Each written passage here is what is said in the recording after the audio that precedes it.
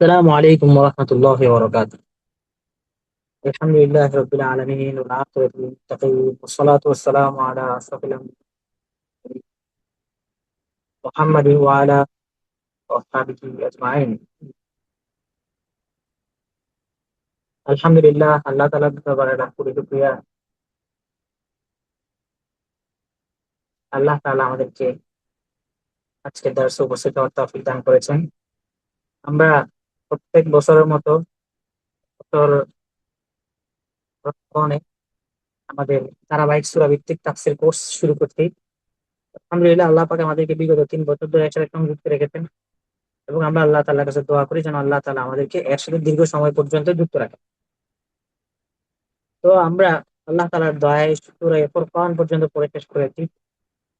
সূরা ফুরকান পর্যন্ত আমরা তাফসীর, তাদাব্বুর, বয়ান, আহকাম সবকিছু মিলিয়ে আমরা শেষ করছি আলহামদুলিল্লাহ।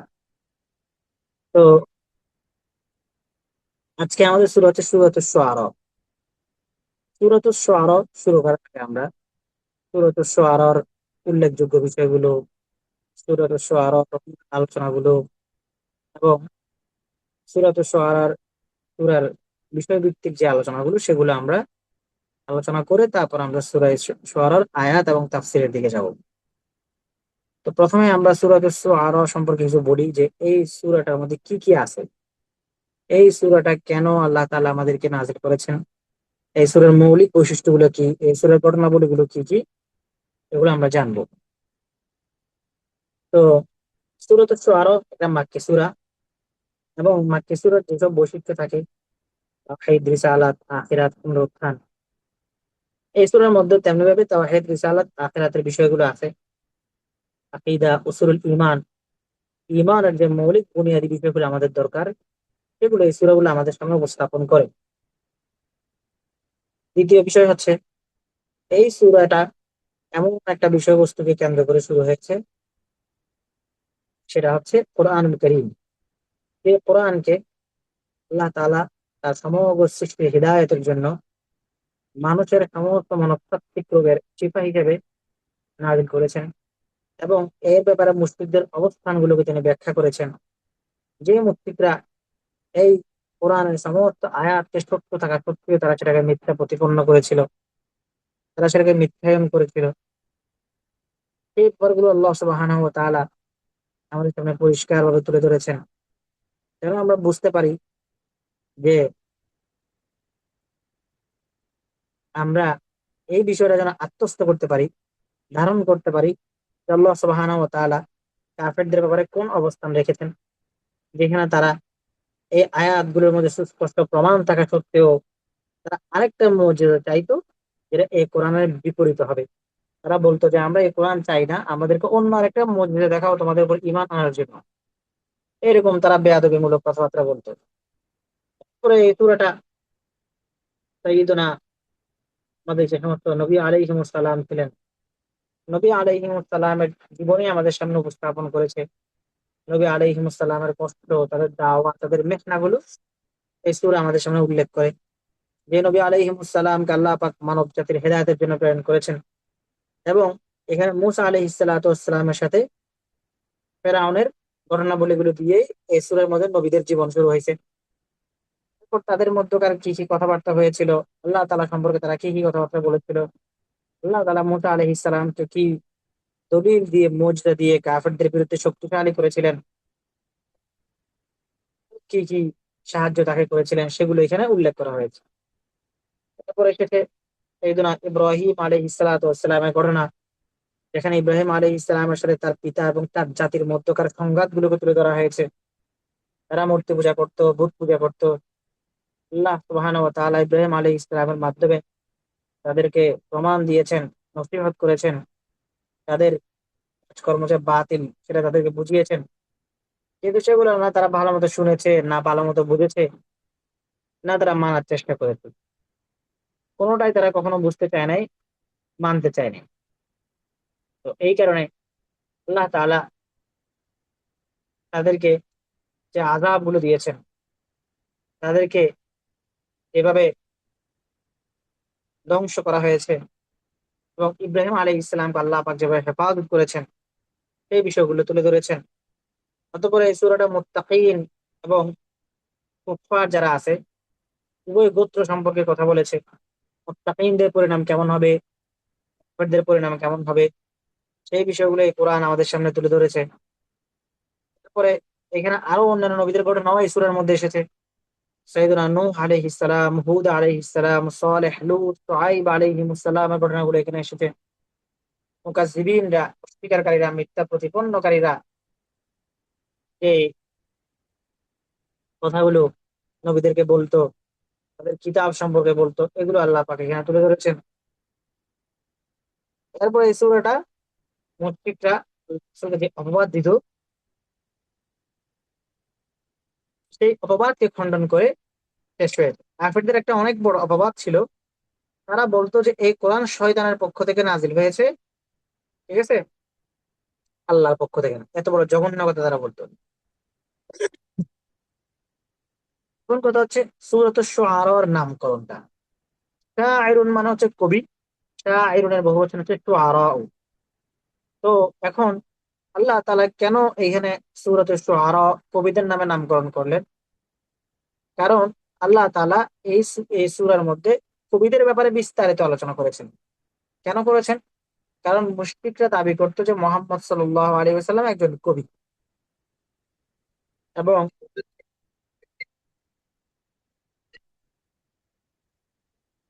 মোহাম্মদ সাল্লাল্লাহু আলাইহি ওয়াসাল্লাম একজন কবি এবং তার বংশের মধ্যে সবাই কবি। কারণে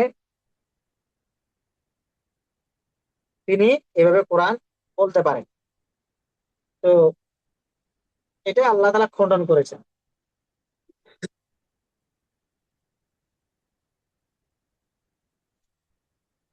আল্লাহ তাআলা বলেছেন মুহাম্মদ সাল্লাল্লাহু আলাইহি ওয়াসাল্লাম কবি কখনো হইতে পারেন। কেন হইতে পারেন না? কারণ ওয়াশ-শুআরা ইয়াত্তাবিউহুমুল গাওয়ুন, যে শুআরা যারা আছে, কবিরা, কবিরা হচ্ছে ভ্রান্ত, এদেরকে একমাত্র ভ্রান্তরাই অনুসরণ করে।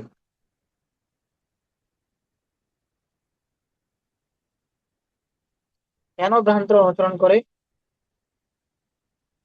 এই যে আমরা যেখানে দেখি, দেশে আমরা দেখি দেখি কবি, ওটা হচ্ছে বাম, ঠিক আছে, এটা বাম টাইপের, এবং সেই সাথে এরা দেখা যায় কি নানান ধরনের নেশায় আসক্ত, কবিতার লাগামহীন। এই জন্য আল্লাহ পাক বলছেন ওয়াশ-শুআরা ইয়াত্তাবিউহুমুল,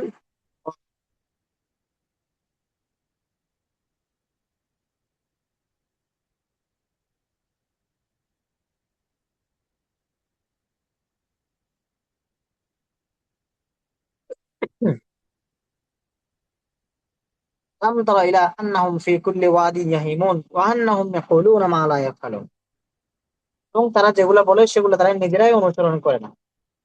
এটা আল্লাহ তাআলা পরিষ্কার করে বলছেন। এই হচ্ছে মোটামুটি এই সূরার ভিতরে যা কিছু বৈশিষ্ট্যগুলো আছে। এখন এই সূরার মধ্যে থাকি আমরা, আল্লাহ তাআলা এখানে কি বলছেন?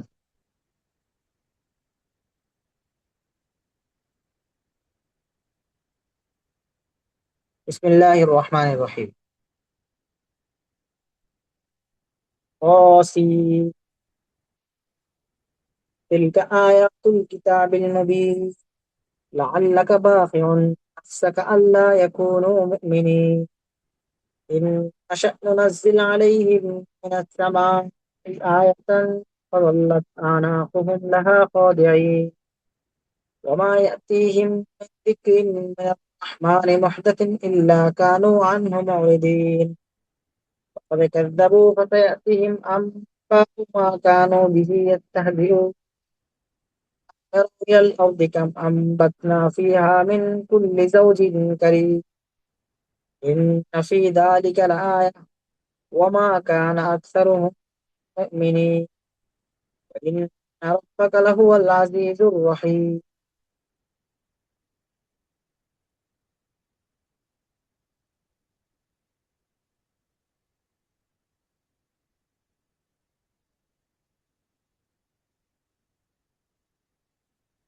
এখানে আমি 9টা আয়াত তেলাওয়াত করছি, এই 9টা আয়াতের মধ্যে আল্লাহ তাআলা কি বলছেন? প্রথম আয়াতগুলো আমরা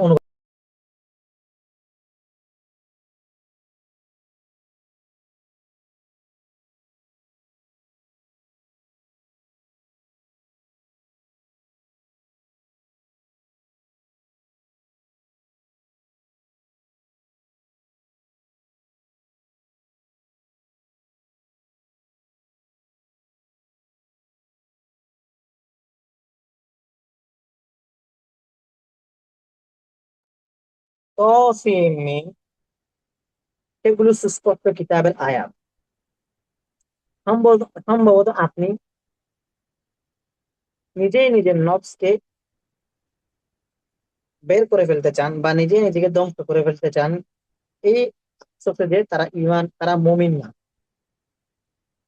আমি যদি চাইতাম তাহলে আমি অবশ্যই আসমান থেকে তাদের উপরে নাজিল করতাম কোন নির্দিষ্ট নিদর্শন, ফলে তারা তার প্রতি বিনয় অবনত হয়ে পড়তো।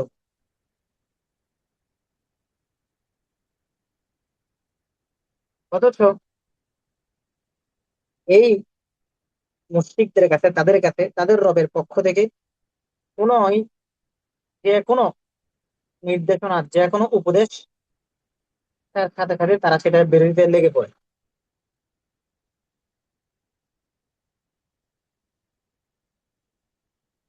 এবং তারা এই অস্বীকার এবং মিথ্যা প্রতিপন্ন করেছে আল্লাহ তাআলার নিদর্শনকে।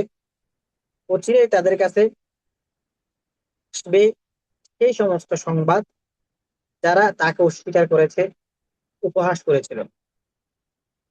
তারা কি দেখে না জমিনের দিকে সেখানে আমি কত ধরনের ফল ফসলাদি, বিভিন্ন প্রকারের ফল ফসলাদি আমি উৎপন্ন করেছি, নিঃসন্দেহে তার মধ্যে রয়েছে নিদর্শন, কিন্তু অধিকাংশই বিশ্বাস করে না। নিঃসন্দেহে আপনার রবি হচ্ছেন মহাপ্রতাপশালী এবং চিরদয়াল।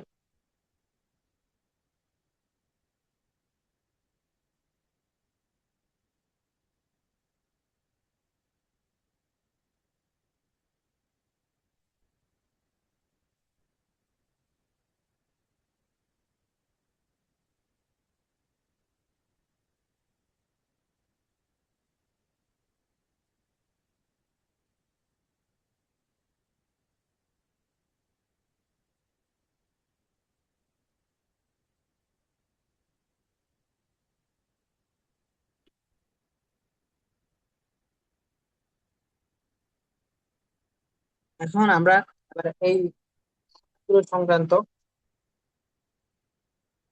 তাফসীর যেগুলো আছে সেই তাফসীর গুলো আলোচনা করি। আল্লাহ তাআলা বলছেন, প্রথমে এসেছে তসিন মিম। তসিন মিম মূলত কি? তসিন মিম কিছু শব্দ যেগুলো কোনো অনুবাদ না, বাট এটা এজাজুল কোরআনিল কারীমের অংশ। অর্থাৎ এমন কিছু হরফের সংযুক্তি, হরফুল হিজাইয়ার সংযুক্তি যেগুলোর উদ্দেশ্য একমাত্র আল্লাহ তাআলাই ভালো জানেন। এরপর হচ্ছে তিলকা আয়াতুল কিতাবিল মুবিন। এখানে কি বলা হচ্ছে? বলা হচ্ছে যে আয়াতগুলো এখন তিলাওয়াত করা হয়েছে, যে আয়াতগুলো বলা হয়েছে, এই আয়াত কোরআনিয়া গুলো সুস্পষ্ট নিদর্শন, যেগুলো আল্লাহ তাআলার এজাজকে বোঝাচ্ছে, যে কিনা এই আয়াতগুলো সম্পর্কে কি করে বিশ্বাস করে, চিন্তা ভাবনা করে, গভীর ভাবনা করে সেই বুঝতে পারবে। এবং এরপর মোহাম্মদ সাল্লাল্লাহু আলাইহি সাল্লামকে উদ্দেশ্য করে বলা হচ্ছে, যেহেতু তিনি কষ্ট পাচ্ছেন, কাফেররা ঈমান আনছে না, বলা হচ্ছে আল্লাহ তাআলা বলছেন, হে মোহাম্মদ, আপনি সম্ভবত নিজেই নিজেকে ধ্বংস করে দিবেন এই সমস্ত কাফেররা ঈমান আনছে আনছে না দেখে। তো এখানে মূলত আল্লাহ রাসূলকে আল্লাহ তাআলা সান্ত্বনা দিচ্ছেন যেন তিনি দুঃখ বোধ না পান এবং কাফেরদের ঈমান না আনার আফসোসে তিনি যেন একদম বিমর্ষ না হয়ে পড়েন। কেন? কারণ আল্লাহ তাআলা তার নবীকে পাঠিয়েছেন কাফেরদের কাছে দাওয়াত দেওয়ার জন্য, এবং তাকে চূড়ান্ত ধৈর্য সবরের সাথে তাকে দাওয়াত দিয়ে যেতে হবে। সেখানে কোনো ধরনের হতাশাগ্রস্ততা কাজ করলে দাওয়াতি কাজ চলবে না। তো আল্লাহ তাআলা বলছেন, দেখেন আমি যদি চাইতাম তাহলে আমি আসমান থেকে কোনো নিদর্শন প্রেরণ করতে পারতাম যা তাদেরকে ঈমানের দিকে ধাবিত করতো। তারা এমন কোনো বিপদ আপদ আমি তাদের উপরে পাঠাইতে পারতাম এমন কোনো কিছু তাদেরকে দেখাই দিতে পারতাম যেটা থেকে তারা ঈমান আনার জন্য অস্থির হয়ে যেত। কিন্তু এটার মধ্য দিয়ে তো আল্লাহ তাআলার প্রতি কমিটমেন্ট, একনিষ্ঠতা ফুটে ওঠে না। আল্লাহ তাআলা হচ্ছেন ওই জাত, ওই সত্তা যাকে না দেখে না শুনে ঈমান আনতে হবে। এবং আমি যদি কোনো নিদর্শন না মানতাম, তারা সেই নিদর্শনকে ভয় পেয়ে সেই নিদর্শনের প্রতি আকর্ষিত হয়ে ঈমান এনে ফেলতো। কিন্তু সেটা আমি করি না। কেন করি না? কারণ আমি চাই ইমানটা এখতিয়ারি হোক, চাই ইমান আনতে হবে এমন হোক, জোর জবরদস্তিমূলক ইমান না। ইমাম আস-সাবি রহমতুল্লাহ আলাইহি বলেন, আল্লাহ তাআলা মুহাম্মদ সাল্লাল্লাহু আলাইহি সাল্লামকে উদ্দেশ্য করে বলছেন যে, হে মুহাম্মদ, আপনি তাদের ইমান না আনায় কষ্ট পেয়েন না। আমি চাইলে এমন কোন মুজিজা নাজিল করতে পারতাম যেটা তাদের অন্তরকে বেঁধে ফেলতো এবং তারা বাধ্য হয়ে ইমান আনতো। কিন্তু আমি জানি যে তারা ইমান আনবে না এবং ইমান আনতে তারা ইচ্ছুক না। সুতরাং আপনি কষ্ট না পেয়ে একটু কি করেন, শান্ত হন। কেন তারা ইমান আনবে না? তাদের কাছে নিদর্শন কি আসে না আসে? এই সমস্ত কাফেরদের কাছে যখনই কোরআনের কোনো নিদর্শন আসে, যখনই কোনো ওয়াহী আসে, যে ওয়াহী নতুন, যে ওয়াহী আগে কখনোই নাজিল হয় নাই, মুহদিস, আগে কখনোই নাজিল হয় নাই, পরেও আর কখনো নাজিল হবে না, এমন ওয়াহী, এমন বিধান যখন তাদের কাছে আসে, তখন তারা সেটাকে সাথে সাথে অস্বীকার করে এবং সেটাকে নিয়ে উপহাস করে এবং সেটার মধ্যে কি উপদেশ আছে, কি নসিহত আছে, সেটা নিয়ে কখনোই তারা চিন্তা ভাবনা করে না। কেউ যখন তওবা করতে পারে না, ইস্তেগফার করতে পারে না আল্লাহর কাছে, আল্লাহর কাছে ক্ষমা পায় না, কেন পায় না? কারণ তারা মাঝে মধ্যে এমন আচরণ করে যে তারা চিন্তা ভাবনা যে করে দেখবে সেটাও তারা করে না। বরঞ্চ তারা চায় যে কোরআনের মধ্যে তারা একটা গোলমাল লাগাবে, চিৎকার চেঁচামেচি করবে, ফলে যারা তেলাওয়াত করতেছে, যারা শুনতেছে, তারা সবাই বলতো, লা তাসমাউ লিহাযাল কুরআনি ওয়ালগাউ লাআল্লাকুম তাগলিবুন। তোমরা কখনোই এই কোরআনকে শোনো না, বরঞ্চ এই কোরআন তেলাওয়াত করলে তোমরা তার মধ্যে কি করো, যেটা তোমরা বিজয়ী হয়ে যাও। তো আল্লাহ তাআলা এটা বলছেন। এটা বলার উদ্দেশ্য কি? এটা বলার উদ্দেশ্য হচ্ছে আল্লাহ তাআলা আমাদেরকে কি করতেছেন, বুঝাচ্ছেন, বুঝাচ্ছেন যে কাফেররা এই ধরনের আচরণ গুলো করতো। এরপরে কি বলা হচ্ছে? এরপর আল্লাহ তাআলা বলছেন যে তারা শুধু যে এখন অস্বীকার করতেছে এমন না, তাদের আগে যারা ছিল তারাও অস্বীকার করেছে এবং তারা অস্বীকার উপেক্ষার সেই পর্যায়ে পৌঁছে গেছে, যে পর্যায়ে পৌঁছে অস্বীকার এবং উপহাস করার কারণে আগের কওমের উপরে যে আযাব, যে শাস্তি নাযিল হয়েছিল, সেই শাস্তির হকদার হওয়ার মতো অবস্থায় তারা পৌঁছে গেছে। তারপর আল্লাহ তাআলা তাদেরকে আপন কুদরত এবং জালালত, আপন আজমত দিয়ে আল্লাহ পাক তাদেরকে সতর্ক করেছেন। যে সতর্কতা আল্লাহ পাক তার ওয়াহদানিয়তের দলিল দিয়ে দিয়েছেন, যে তোমরা যে রবের আয়াত অস্বীকার করতেছো, যে রবের আয়াত হাসি তামাশা করতেছো, যে রবের আয়াত তোমরা উপহাস করতেছো, সেই রব কে? সেই রব হচ্ছেন আম্বাতনা ফিহা মিন কুল্লি যাওজিন কারীম। সেই রব হচ্ছেন ওই সত্তা, যে রব বলছেন, আগে জমিনের দিকে দেখে না, আম্বাতনা ফিহা মিন কুল্লি যাওজিন কারীম, যে রব বলছেন, আমি কি করেছি, সমস্ত জোড়ায় জোড়ায় আমি সমস্ত বস্তুকে সৃষ্টি করেছি, একটা নর একটা মাদী, এমনকি গাছের মধ্যে পর্যন্ত আল্লাহ পাক জোড়া জোড়া সৃষ্টি করেছেন। ওমা কানা আকসারুহুম মুমিনিন, তারা কি এগুলো সবই দেখে না? সবগুলোই দেখে, দেখার পরও সেগুলোকে তারা বিশ্বাস করে না।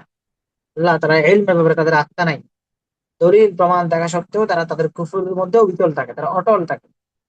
ইন্না রাব্বাকা লাহুয়াল আজিজুর রহিম, আল্লাহ তাআলা হচ্ছেন সেই প্রভাবশালী, সেই ক্ষমতাশালী, সেই মহা প্রতাপশালী রব সত্তা, যিনি তার প্রতিশোধ নেওয়ার ব্যাপারে সক্ষম, তিনি তার সৃষ্টিকে রহম এবং দয়ার সুযোগ দেওয়ার ব্যাপারেও সক্ষম। ইমাম আবু আলিয়া বলছেন, আজিজ ফি নাকমাতিহি, মানে আল্লাহ পাক হচ্ছেন প্রতিশোধের ব্যাপারে মহাপ্রতাপশালী, যে তারা দেশকে খেলাফ করে অন্যের ইবাদত করে আল্লাহকে বাদ দিয়ে। এবং রহিম কেন বলা হয়েছে? রহিম হচ্ছেন ওই সত্তা, যে সত্তা, যে তার কাছে তওবা করে এবং তার দিকে ফিরে আসে, তার কাছে তাকে গ্রহণ করতে রহিম থাকেন। ইমাম ফখরুদ্দিন আর রাজি বলতেছেন, এখানে আজিজ শব্দটা আগে এসেছে, রহিম শব্দটা পরে এসেছে। কেন? কারণ অনেকে মনে করে দয়ালু মানে দুর্বলতা। ধরেন কোনো মানুষ কারো উপরে দয়া করে, আগে দয়া করে, অথচ তার পাওয়ারও আছে কিন্তু দেখা যায় আগে দয়া করে। তখন মানুষ ভাবে হয়তো তার কোনো কিছু করার ক্ষমতা নাই, তো সে আমাকে কিছু করতে পারবে না, তাই আমাকে সাথে দয়া করে। আল্লাহ পাক বুঝতে চাচ্ছেন না, আমার সমস্ত সক্ষমতা, আমার শক্তি সব থাকা সত্ত্বেও আমি রহিম। সাধারণত দয়া ক্ষমা এগুলো দুর্বলের হাতিয়ার, কিন্তু আমি হচ্ছি ওই সত্তা, যে সত্তা আজিজ মহাপ্রতাপশালী, সমস্ত ক্ষমতার সক্ষমতা আমি রাখি, এবং আমি রহম করার জাত, আর তোমার উপরে রহম করতেছি। এই হচ্ছে 9 নাম্বার পর্যন্ত আয়াত। তো এই 9 নাম্বার পর্যন্ত আয়াতের মধ্যে দিয়ে আমরা সূরাত আশ-শুআরাটা শুরু করলাম। এরপর আমাদের মুসা আলাইহিস সালাতু ওয়াস সালামের ঘটনা শুরু হবে। আমরা পরবর্তী দার্স থেকে ইনশাআল্লাহ মুসা আলাইহিস সালাতু ওয়াস সালামের ঘটনা নিয়ে পড়বো। রমাদানটাকে কোরআনের সাথে লাগানোর চেষ্টা করবো। কোরআনের প্রত্যেকটা আয়াত, প্রত্যেকটা শব্দের মধ্যে আল্লাহ পাক আমাদেরকে যে মেসেজ দিচ্ছেন, যে বার্তা দিচ্ছেন, যে বালাগাত, যে বর্ণনা শৈলী লুকিয়ে আছে, এই বর্ণনা শৈলীগুলো যদি আমরা বুঝতে না পারি, না শিখি, তাদের কাছে বসে না শিখি, না পড়ি, তাহলে আমরা হয়তো রিডিং পড়ে যাব কোরআন, কিন্তু সে কোরআনের যে সুর, সে কোরআনের যে মহাব্বত, সে কোরআনের প্রতি আমাদের যে তড়প হওয়ার কথা, সেটা কখনোই আমাদের মধ্যে আসবে না। এটা আমরা লেগে থাকার চেষ্টা করবো ইনশাআল্লাহ। আজকের দার্স আমরা উন্মুক্ত ভাবে নিয়েছি। পরবর্তী দার্স আমাদের গ্রুপ গুলোতে হবে। আমাদের যারা আমরা কোরআনের প্রতি, সূরাত আশ-শুআরা তাফসীরের প্রতি আগ্রহী আছি, আমরা যোগাযোগ করে শীঘ্রই আমরা সেখানে যুক্ত হয়ে যাবো ইনশাআল্লাহ। আল্লাহ তাআলা আমাদেরকে শোনার, মানার এবং সিদ্ধান্ত। আসসালামু আলাইকুম ওয়া রাহমাতুল্লাহি ওয়া বারাকাতুহু।